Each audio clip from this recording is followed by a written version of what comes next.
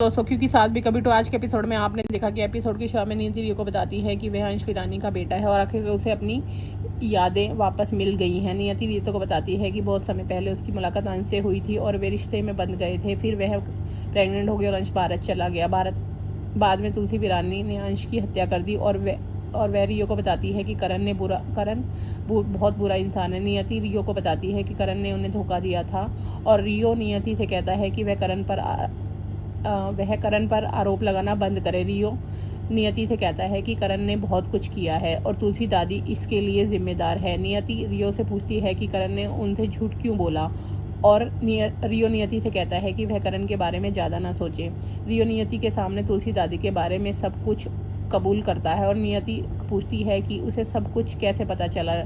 रियो नियति को बताता है कि उसकी तबीयत ठीक नहीं थी इसलिए वह उसे सच नहीं बता सका और नियति रियो से पूछती है कि अब वह कहाँ जाएगी। नियति रियो से कहती है कि वह अपने पिता के हत्यारे के साथ नहीं रहना चाहती और रियो वादा करता है कि वह उसे नहीं छोड़ेगा। तुलसी करण से कहती है कि नियति यहाँ नहीं रह सकती, लेकिन करण तुलसी से रियो और नियति को मनाने के लिए कहता है। तुलसी नियति से मिलने आती है, उसे कुछ खाने के लिए कहती है। रियो तुलसी से पूछता है कि वह यहाँ क्या कर रही है और नियति अपनी बेटी की हत्या के लिए तुलसी का सामना करती है। नियति तुलसी को बताती है कि उसकी याददाश्त वापस आ गई है और रियो तुलसी से कहता है कि उसकी माँ सब कुछ जानती है। तुलसी नियति से कहती है कि वह अतीत में जो कुछ भी हुआ उसे बदल नहीं सकती, इसलिए वह चाहती है कि नियति शांति निकेतन वापस आ जाए। नियति तुलसी से कहती है कि वह शांति निकेतन वापस नहीं आ सकती और वहाँ उसका कोई नहीं है। तुलसी नियति से कहती है कि वह रियो के लिए आ सकती है और रियो शांति निकेतन में रहने से इनकार कर देता है।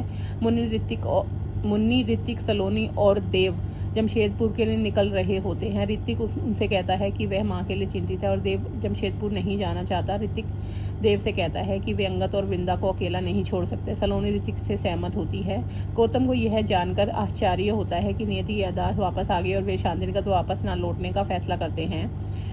नंदिनी तुलसी से पूछती है कि वह क्यों परेशान है और वह भी सच्चाई सामने आने का इंतज़ार कर रही थी।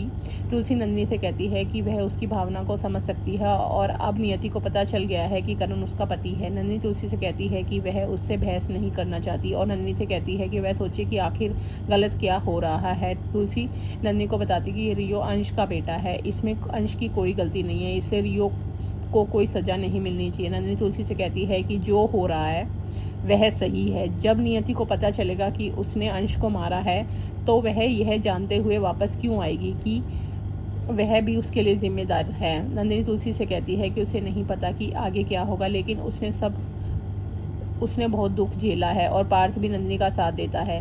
नंदिनी तुलसी से पूछती है कि नियति की शादी अंश से नहीं हुई है तो वह वापस क्यों आएगी। तुलसी नंदिनी को याद दिलाती है कि रियो उसका अपना पोता है, इसलिए उसके पोते को सम्मान मिलना चाहिए। नंदिनी तुलसी से कहती है कि वह गलत कर रही है और तुलसी कहती है कि अगर वह गलत है तो उसे मंदिरा के बेटे करण को भी स्वीकार नहीं करना चाहिए। तुलसी नंदिनी से कहती है कि करण और उसका परिवार हमेशा उसके साथ रहेगा। तुलसी नंदिनी से कहती है कि वह 2 बार सोचे क्योंकि उसने अपने बच्चों के साथ कोई भेदभाव नहीं किया और वह रियो को भी समान अधिकार देने के लिए दृढ़ संकल्प करती है। तुलसी नंदिनी को बताती है कि उसने नियति और रियो को शांतिनिकेतन वापस लाने का फैसला कर लिया है। पार्थ चिंतित होता है और वैष्णवी उसे शांत करने की कोशिश करती है। पार्थ वैष्णवी को बताता है कि नियति और रियो को शांतिनिकेतन वापस लाना चाहती है। वैष्णवी पार्थ से कहती है कि वह काकी पर भरोसा करे और पार्थ वैष्णवी को बताता है कि उसकी माँ ने बहुत कुछ सहा है। पार्थ वैष्णवी को बताता है कि रियो बहुत चालाक है और यह सब वीरानी व्यवसाय पर कब्जा करने की उसकी योजना है। वैष्णवी पार्थ को बताती कि रियो ऑफिस नहीं आना चाहता और उससे कहती है कि वह पार्थ पर भरोसा करे। पार्थ कहता है कि रियो शांतिनिकेतन वापस ना आए और तुलसी नियति से शांतिनिकेतन वापस आने का अनुरोध करती है। अब आगे का एपिसोड जानने के लिए हमारे चैनल को लाइक और सब्सक्राइब कीजिए।